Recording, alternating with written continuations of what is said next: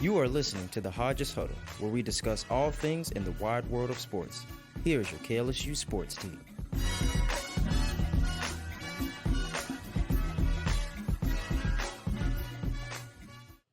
Welcome into the Hodges Huddle. I am your host, Michael Poggi, alongside my wonderful co-workers, Randall and Wilson. The Rook, Howdy. Alex. What up, man? Alex Sheasley. Not to mention Jaden Smith and William Gilreath helping out with production, Switcher. First part of the semester, so we're getting it rolling, getting kicked up, getting started. It's exciting. Yeah. It's stressful, but we're ready to roll. We're ready. We're rolling with the punches. How we doing on this fine Monday? Y'all gonna be listening on a Tuesday, but how we doing? I'm doing good. I've had a long day, honestly. Chilling. Context, I'm an RA. I was on call last weekend, so had a lot of time to watch some ball and dissect it all. So for sure. ready to talk about it. Well, yeah, exactly. We do have a lot of stuff to talk about today. Let's just get it. Let's go ahead and get right into it. Of course, LSU and Louisiana Tech was this past weekend. The LSU Tigers hosted the Louisiana Tech Bulldogs for their home opener, as the Tigers were able to beat the Bulldogs 23-7. But as you could imagine, it wasn't pretty. Defense was spectacular, but other than that, there were definitely some question marks. So let's just get right into it and start asking these questions about the offensive struggles. It wasn't the best outing from Garrett Nussmeier. Last night he went 26 for 41, or not last night, Saturday. Yeah. It went 26 for 41, 237 yards, touchdown, interception. What are your thoughts on his performance, and what is the next step going into week 3 for Nussmeier? I think the big thing, and this is the question that we came in to the season about, if he's going to be a Heisman caliber quarterback, if he's going to lead this offense to a national championship, the decision-making needs to be better on his half. It was good against Clemson. Like, there were a few bad throws. We was under fire. You expect that in a game like that. Last night was really bad. And I don't even think the stat line necessarily shows that. He had that one pick on this kind of circus shot play. But it was kind of the pocket presence, decision-making there. Took a lot of hits, a lot of sacks where he held on to the ball too long and took a sack that he didn't need to. Right. And I don't think that's entirely his fault. We're going to talk about the O-line later in the show. He needs to have some time to operate, but when he does, he's holding on the ball too long. He just needs to learn that getting outside or even just, chucking into row J, it's not the end of the world. It's not a bad thing. I think that's really the thing that I'm seeing from Nussmeier. The arm talent's still there, all that stuff, but the decision-making itself needs to improve. Yeah, I agree. Speaking of Heisman and stuff, I think he has a lot of expectations that he's nervous about. Right. And I think for everybody watching the game, it was a little underwhelming, but as a team altogether, not just Garrett. But I also will say that I think his confidence just is not there, especially when he reads the field. I agree where he holds onto the ball a little too long, or he doesn't take a run or anything like that, where I think he just chokes a little. Yeah, I wouldn't really go as far as saying his confidence isn't there. I would more say that there may be some miscommunication between the coaching staff and where Garrett Nussmeier is at. I talked with Jay and Will on the Sunday show just kind of about, the arm talent that Nussmeier brings to this table. He is the guy that is going to be able to throw that long ball. He's got the talent. He's got that strength. But we saw last year with mistakes. We saw careless mistakes, turning the ball over and stuff like that. So I think that with the interception early in the game against LA Tech, it might have forced the coaching staff to kind of dial him a little bit back. Yeah. Obviously, we don't know for sure, but that is just kind of, I worked the game. I was just kind of an assumption, because you see there were times when, during the Clemson game, when Garrett would, he would make a pass, and then after the pass was over, or drive's over, during a drive, he'd be talking to Brian Kelly. They'd be, the coaches would be asking, should we go for it? Should we go for it? No, Nuss is saying, let's go for it. And then they throw him out of and they kind of gotta be hard on him, because he's a a loose cannon sometimes. He wants to make that aggressive play, but I think that's why you have him. You know what I mean? That's why he's here. That's why you want to throw him the ball, or have him throw the ball. That's why he's here. So I think that his next step is to kind of just keep that confidence that he has, because he does have the confidence. He has it. It's the only reason he came back here is because he wants to be the one that confident we can leads win it. the national champion, the LSU Tigers to the national championship. That's why he came back here. So he believes in his teammates. He believes in his abilities. I think there's just a miscommunication between Brian Kelly, Joe Sloan, and Garrett Nussmeier on the offense. Another part of this offense that you could run some blame towards would be how the run game looked. Obviously, against Clemson, the Tigers ran for 108 yards on 31 carries, whereas against LA Tech, the Tigers were only able to rush for 128 on 34 carries. Simple, what needs to change? What needs to happen? Because they have done a lot of good things with adding Xavier Thomas into the run game, putting Jawan Johnson in motion. Like they've got opportunities. So just what needs to change? I will start by kind of throwing a question back onto you here. Would everything kind of together, Clemson, one of the best run fronts in the country, I'd take 108 on 31 personally. Like in that type of game, would you take that? Or I take it. I take it in a way where I take it in the sense that where you were last year. Yeah. To where you are now, it is improvement based on who you played defensively. Okay. But with the talent that you have, you'd like to see it for sure. progress. You'd like to see that go on. But I mean, especially just with the way the offensive line looked against Clemson and then the way the offensive line looked against LA Tech, it was two different things. And at that point, that's when you could bounce another question off and say, who's to blame it on? Yeah, no. So I mean, I take it where we were at, but I know that there's this more. Week, there needs to be a little more. I think 31 carries is too many, to be honest. Okay. I think that there needs to be less carries for this LSU offense. For sure. So I think this week, you look at the production this week, impacted obviously by Braylon Moore being out. We'll talk about that later. If we got some good news about him. If he's out long term, that would have been a disaster. But I don't even necessarily know if there's a change needed on the offensive line front. It might just be a hold your nerve situation. It's a really inexperienced offensive line that the Tigers have this year. So you might just need to kind of hold your nose first couple of games of SEC play and let that experience come. Let this unit kind of trust each other. I mean, you had 4 NFL-bound linemen last year, and they put up production similar to where they're at already. Right. So the good news is this can only get better. That being said, you can take the 4 NFL linemen it could be a Joe Sloan issue, because if you have that much talent and you're not able to develop, and I will add on that in a second. Yeah, we'll talk about Sloan in a minute. But I just think it's a front thing. I thought the backs looked great yesterday. Caden Durham, you're obviously still waiting for him to play at a level that he proved he's able to play at. But I thought Harlem Barely, when he got in space, he looked phenomenal. Yep. So I think, it's hope it's good against hope it's good against Florida next week. And if it is, then you have until the end of the month to get yourself in a good spot for Ole Miss, and I have faith in the unit to do that. Mm-hmm.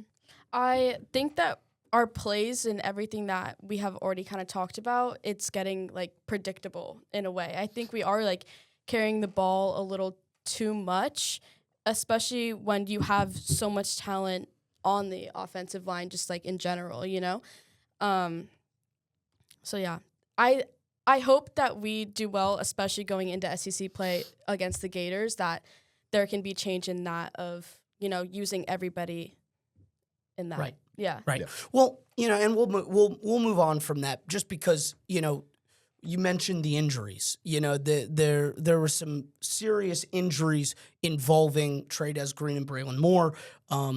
And we did learn about those today. Yep. Brian Kelly announced that Braylon Moore has a high ankle sprain, listed as day-to-day, not really too worried about it, is what he sounded like in his press conference with the media. But with Trey'Dez Green, it is a sprained MCL. He is out for the time being. It's questionable his return. He booed on, I'm pretty sure. And so he is out. But there is thoughts that he could be back for a Week 7 against South Carolina. The hope is that he is not gone. But initial thoughts on these two impact players going down, and what kind of was that a big part of how the offense was able to move against LA Tech, and what moves forwards? Who's next for LSU?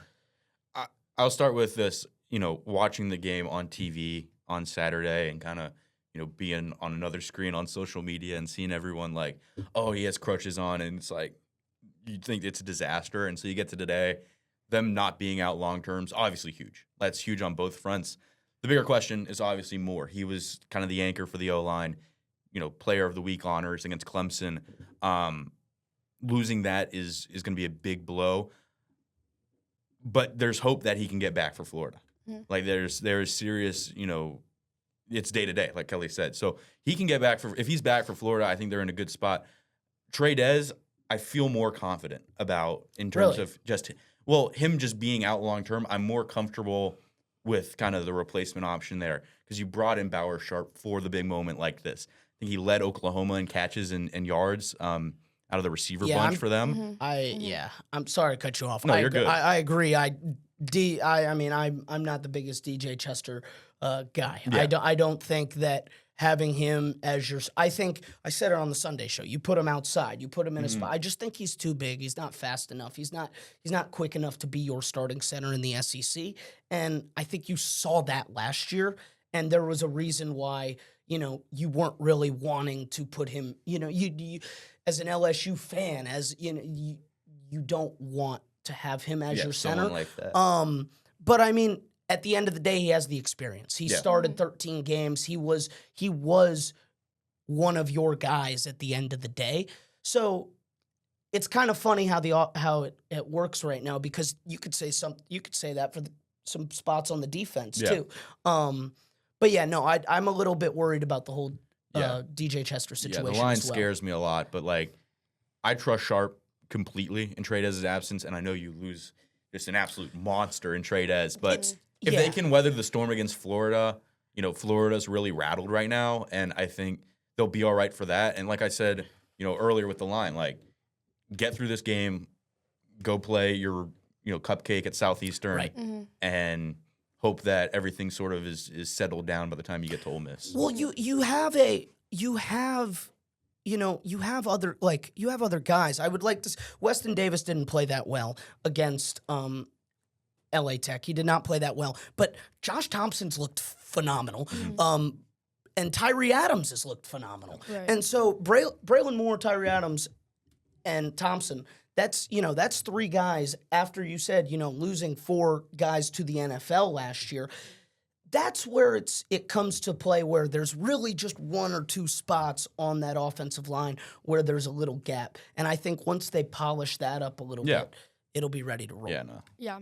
I also had Bauer Sharp as, the step-in kind of for Trey Dez Green. I think that is, a good player that you can put out there. We've seen him play a little bit at LA Tech and a little bit in Clemson, and his yards, yards, like, for the past two games, they haven't been the greatest. But I think if you really give him the opportunity, he can, go a lot further. Well, and sorry, I'm going to go back to Trey Dez. With Trey Dez, it's just one of those. He's one of those players where it brings a different aspect. He's not going to be like he's not like Bauer Sharp. Yeah. Him and they're Bauer different Sharp players are two entirely. completely different players. Yeah. Their roles on the team are two different things. And so it's like now it just not really, but kind of limits where you can go with having that big 6'7" tight end out there that you can put out wide. Y'all gotta chill. For the for the listeners. For the listeners, they're all hitting the y'all know what just 6'7" happened. hand bobble thing. But when you got that guy out wide and you have him in solo coverage, obviously you're going to throw him that ball. But with Bauer Sharp, it just adds a different kind of level of what's going to happen on that offensive unit. So they're going to have to try things differently. Yeah. They're Right. going to have to spread things. I think Nick Anderson's going to get more touches. Yeah. I think you're just going to see a lot more versatility from this LSU offense, or you will have to see more versatility from this LSU offense in order for it to work. Thoughts on the conservative play calling? You know, the conservative play calling at times, especially from Joe Sloan. When I said I was going to mention Joe Sloan, people forget Joe Sloan was an OC Yeah. at LA Tech, and most of those schemes and plays and everything that he was running brought that over here. So I mean, this is one of those games offensively where it's like you can look at it, and I think 3 weeks, 4 weeks down the road, we will know more if this game actually mattered towards the offense. Because my prediction, my thinking is that this was just an LA Tech issue. Yeah. I I agree. think this was just a LA Tech knew what was coming. They weren't going to give up the big play. You know what I mean? They were on it. Yeah. They Yeah. were going to pull down guys on pass interferences. They were ready for it. They weren't going to, let you embarrass them in their state as Yeah. well. Yeah. So I think that's kind of my thing. But what are your guys' thoughts? Yeah, no, and just kind of your point about the whole game in general, LSU looked really sleepy, but at the same time, they played good. Like Kelly talked about it. He talked about it today, and he said, I think he said, quote, like, I feel a lot better, 72 hours, 48 hours, however long it's been removed from the game than I did immediately in post game. And he said, like, if LSU played poorly in that game, they probably lose. So it was just like you said, it's a thing of Louisiana Tech elevated for this moment. Yes. I think, there's still issues to address, and I think a lot of that comes with the run game and the play calling specifically from Sloan on that run game. It's been broken for a while, and there's the saying, like, if it ain't broke, don't fix it. It needs fixing. Exactly. And I'm going to go back on your point where they played well. Yeah.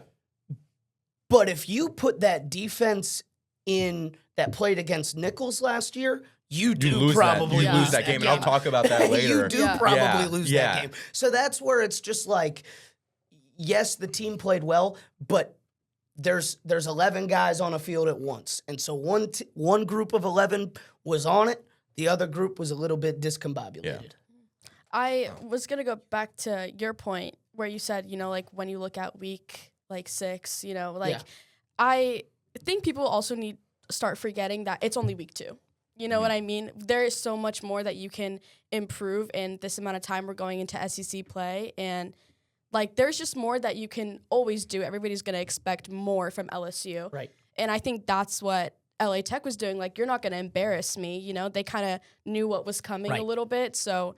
Obviously, they put their best foot forward. Do I think we put our best foot forward? No. But there wasn't a moment in the game where I thought we were going to lose, at all either, Mm-hmm. Yeah. I think, to your point, Poach, where you say, it's 11 people, the people up in the box matter. It's a player's game, but it's also a coach's game. And, we talk about firing House a couple of years ago and, how that improved things dramatically. And we'll talk about the defense later on and where we're at with that. But Sloan's just so unimaginative. It's less that it's conservative and predictable. Like, you had Les Miles teams where it was predictable, but it won games and it was effective.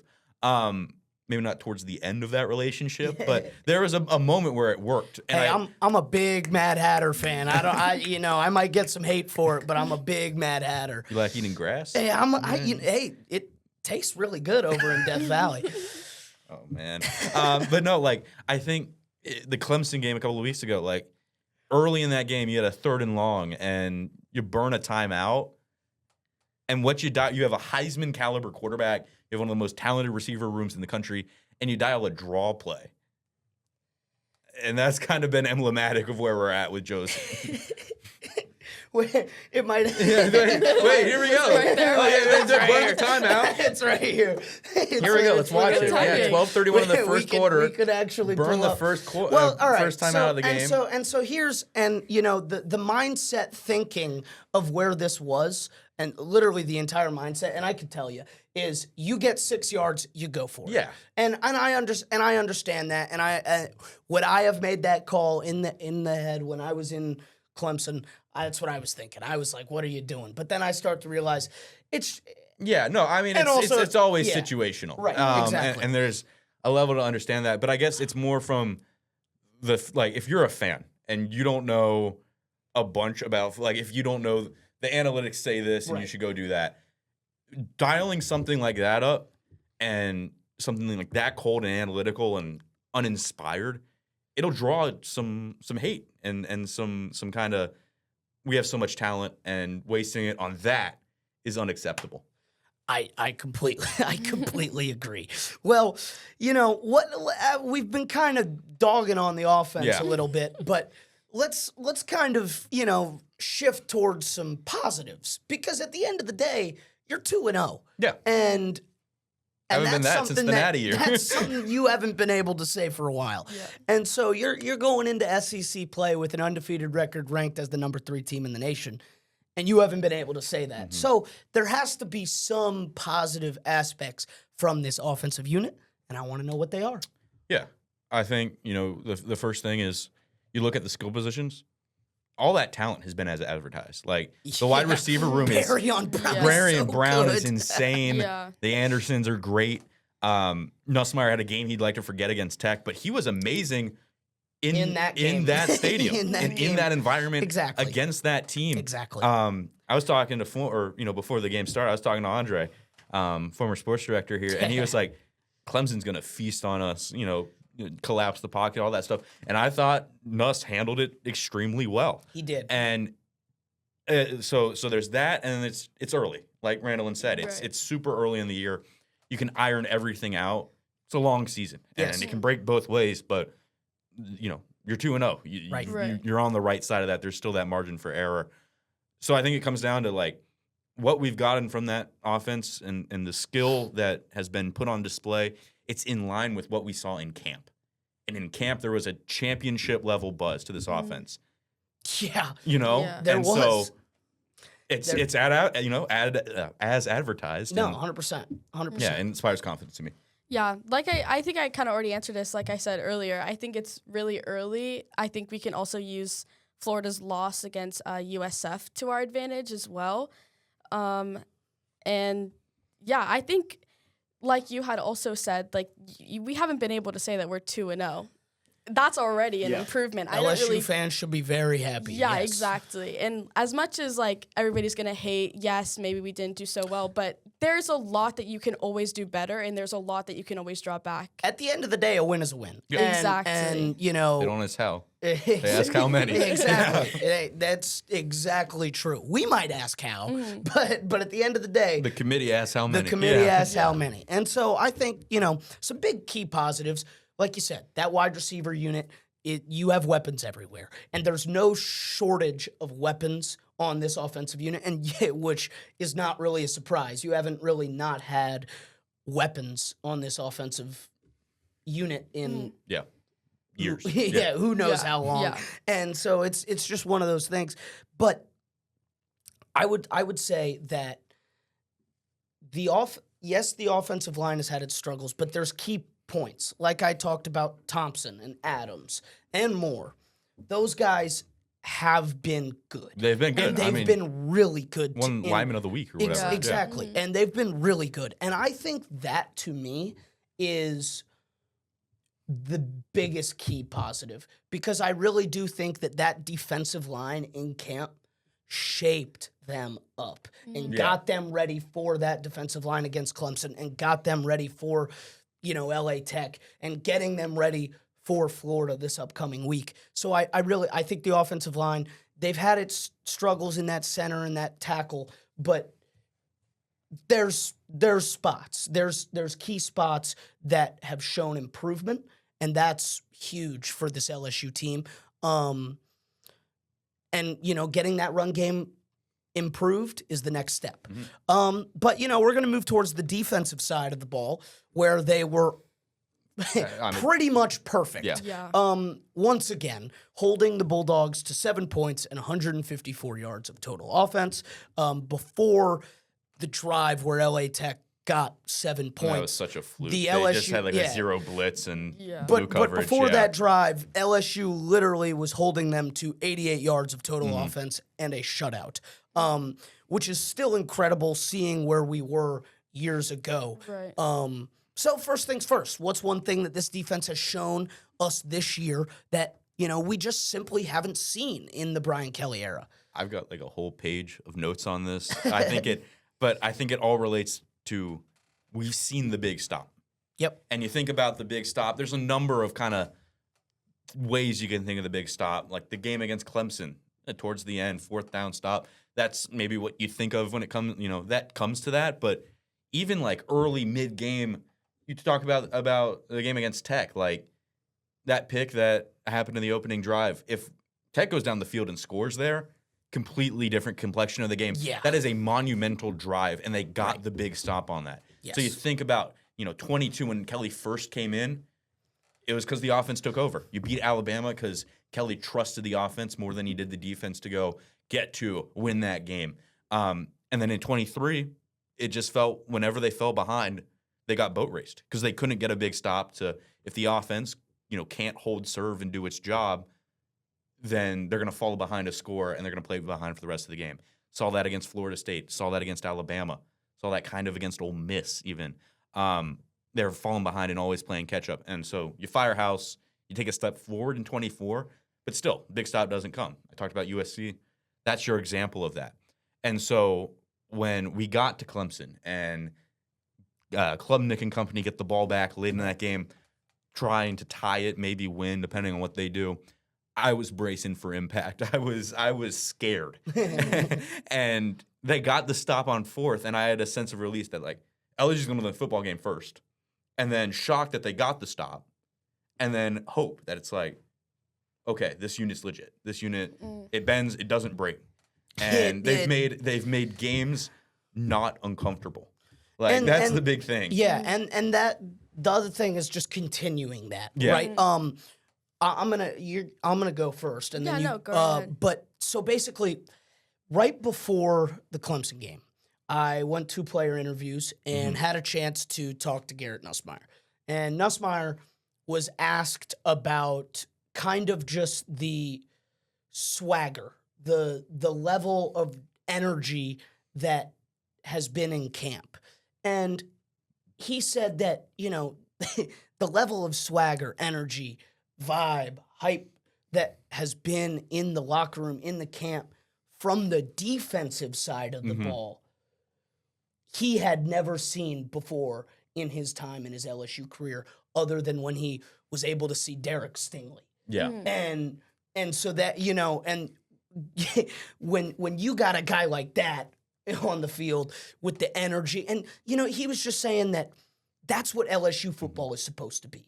You're supposed to have that energy, that hypeness, that swagger. Yeah, you talked that about boot it. Swagger. Yeah. You talked about with the Weeks brothers during Colin Baton Yeah. Rouge, Right. like, Like, getting lit. Getting And it was, getting I mean, the turned game up. wasn't out of reach, and they were Exactly. getting crazy. It's fourth quarter in Baton Rouge, and the lights are getting on, and they're ready to roll. And Yeah. that's something that you haven't seen in the last 2 years, in the last 3 years, in the last 4 years. And that is something that, if you've followed LSU football for however long, like I've been watching LSU football since I was in 4th grade, 3rd grade, 2nd grade. And I'll tell you that a defense that looks like that should be wearing purple and gold, because that's what I remember. That's what the standard is. Bandits. And exactly, the Bayou Bandits. That's what the standard is, and it comes from within. Yeah, because I'm confident that there has been talent within the deep defensive unit Yeah. over these last few years. Plenty of it. It's within that sweat, that hype, that getting ready, that confidence, that what I mean, like that LSU mentality Yeah. that the defense finally has, and I think it's rubbing off on everybody. I agree. I literally have like the exact thing. Yeah. Like with the Weeks brothers, it's like it's good to see. It's like specifically for me, like Whit Weeks, going out there and having a good time, but also he knows what he has to do to get that stop, and that's what he has been doing the past 2 games. Right. So, yeah. Yeah. Yeah. Go on, man. Yeah. you know, we talked about it with Nichols last year and how you said, like, if we had this year's defense or last year's defense against Tech, probably lose that game. The Nichols game, I didn't feel great about during that game, and they may have fallen behind at like one point in the second half. That Guggenheim dude killed us. I still get nightmares thinking. I think I sent a text or I put like a tweet out or something about it. It's like, y'all remember this dude? Because I'm thinking about him. But there was shreds in my mind at that game that in 2024 that we were going to lose that game. And maybe that's bad vibes after USC or whatever. I never had that. Shredded out, even after Nuss threw that opening drive And it's pick. 'cause of the whatever defense. it might be. It's the defense that's kind of given us that comfort. And I think that's just huge for everybody, for the fans, for the offense, exactly. whoever. And so we'll stay on that. Who's a guy on this defensive unit that you would grade as MVP so far through these two games? Perk. Perk. Okay. Perk. You know, we know what he's capable of. Like ever since he was a freshman here, you knew the athlete he was, and wasn't optimized in 23. Got hurt in 24. So you've kind of been waiting for there to be this put together year. And through the first two games, guys littered the spreadsheet. And there's a reason you give a guy like him the 7. And you talked about how the culture has changed. There's an energy about LSU football's defense. A guy like 7 is supposed to be the leader. It's supposed to be the 7 and the captain. Yep. And we talked about Witt and Perk's the other side of that. They have been the epitome of this LSU defense and this new confidence that they have. And I'm gonna go ahead with number 40 and say Witt. And here's and there's levels to it. There's the statistics, but honestly, here's my favorite moment so far of this LSU season. Honestly, after just watching it in person was awesome. So halftime ends of the LA.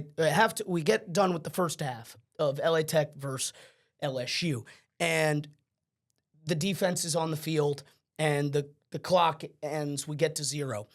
I don't know if you remember, but the LA Tech was coming towards LSU's tunnel. They were I want to say they were inside their own 20, and so the defense was lined up on the other side of the field. They had to go all the way there. Clock ends.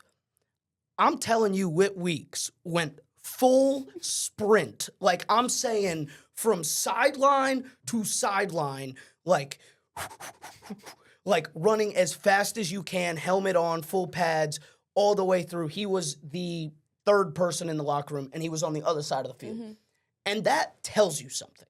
That tells you that it goes back to that mentality. It goes back to that, look, we're LSU football. Like, that is a leader. That is a leader on the defense. That is a guy that I want in my locker room 10 times out of 10. And I feel like you just haven't had that.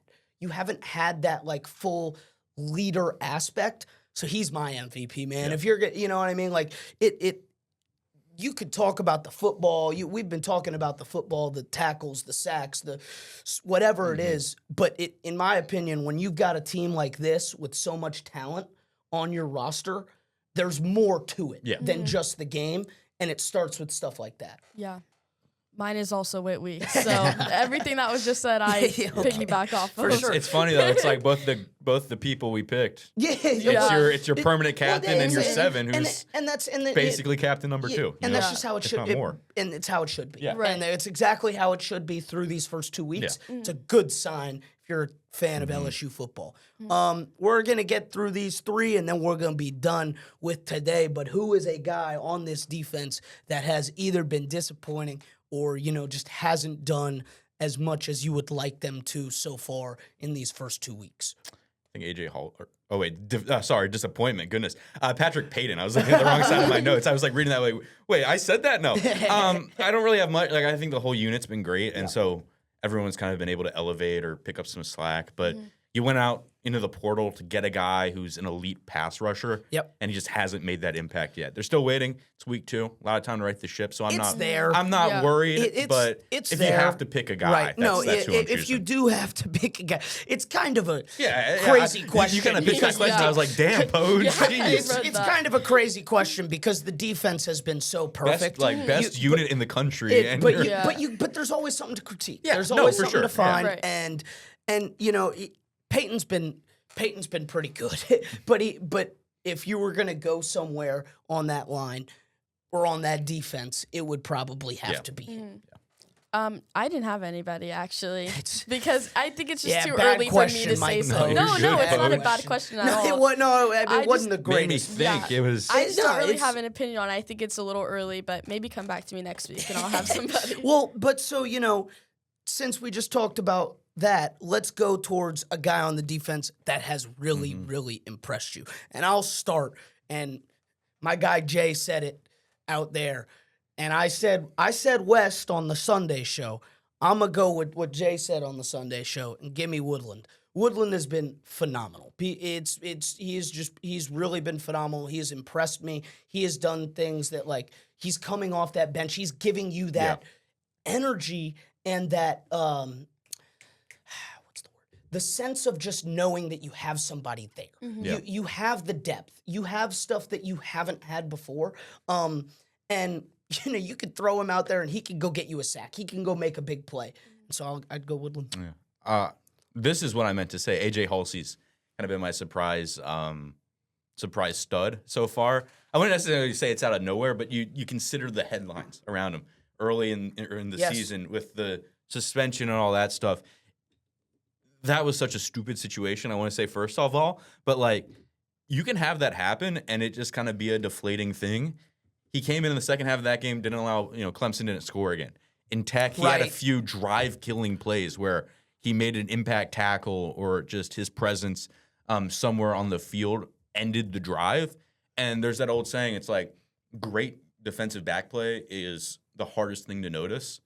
And that's been the case so far for me. Like, you can kind of just put him out there, forget about him, and that's really been great. I mean, I'm sorry. I needed to pull up some stats for PJ because I just six. No, you're good. Yeah, like it's unbelievable. 6 total tackles against Clemson, or 5 solo, 1 assisted, and then 1 tackle for a loss with the sack. And then he goes against Louisiana Tech. He gets 2 total tackles, a solo and assisted. And I mean, it's just he's had 8 and 6 on the year. That's coming off the bench as a defensive back. That's all you need out of your Right. guy. That's really all you need. I also had PJ Woodland, so We're on the yeah. same timing today. We We really really are. are. We really are on the same timing. Contrarian. So where is one spot, on this defense that you would just like to see a little bit of improvement before we enter SEC play, where we are going to see things that we haven't been able to stop in years past? So let's, what are we going to see on Saturday and where's it going to go? I think this isn't necessarily like a unit thing. It's more of a mental and physical type thing. Just keeping that edge. Because like you said, there's a swagger, there's a confidence right now that they can get the stop. And they've been flying around like the best unit in the country. Right. And if they can do that, they will be the best unit in the country. Yes. But if you get like into Vaught Hemingway in a couple of weeks and, Lane Kiffin throws some new schemes at you, you maybe give up an early touchdown. You got to be able to hold your nerve and, Yes, and kind of you just do. hold You on do. to it. They haven't had that test. I mean, you could say it against Clemson. They fell behind, and in the second half, they were super stout. And just the other thing is, like I said, physically, like, don't really know about the depth. Like, you fall, it's great right now, but the SEC grind is hard. And It if is you really if you hard. lose a couple of impact guys, I would just say that the depth, the fact, look, it's just unproven, I guess is my point. it Like, is. it's But my thing is, like, when you have a guy who was the highest rated corner in the SEC last year and he's on your bench, Yeah. he made Yeah. he made a couple mistakes against LA Tech, but he's on your bench and he was the highest rated corner. He had the most targets last year in the SEC as a freshman, and he's on your bench. Like, it's one of those things where it's like you have that depth. Right. that's all I had. Oh, okay. Yeah. I mean, yeah, I kind of have the same thing, like keeping the aggressiveness up and like you had said, like we've been saying, keeping that edge to, Yep. get the win over Right. the Gators. Well, yeah, I would just say that I wouldn't really say improve. I would just say continue to do. One thing that LSU was really good at, especially against Clemson, was they were able to push that gap. They were able, Gooden, Pyburn, Pyburn wasn't necessarily getting to the quarterback, but he was doing just enough. Yeah. He was doing just enough to disrupt, to collapse that pocket, and it makes the quarterback's job so much harder. And so when you collapse that pocket and make the walls a little bit, you're looking left and right as the quarterback, you're a little bit nervous because you've got that, and then you've got nowhere to go. And if you find somewhere to go, guess what? You got Harold Perkins, Whitweek, and West Weeks looking for you. Bearing down. Right. Yeah, Basically. So, anyways, that's going to do it from here for us today. In the John Frisha podcast studio for this semester's first episode of the Hodges Huddle. Big thanks to Alex and Randall for joining me today, as well as Jay and Will doing their thing, as always, behind the scenes. Thank you for tuning in. We will see you guys next week. I'm Michael Poggi, and this has been the Hodges Huddle.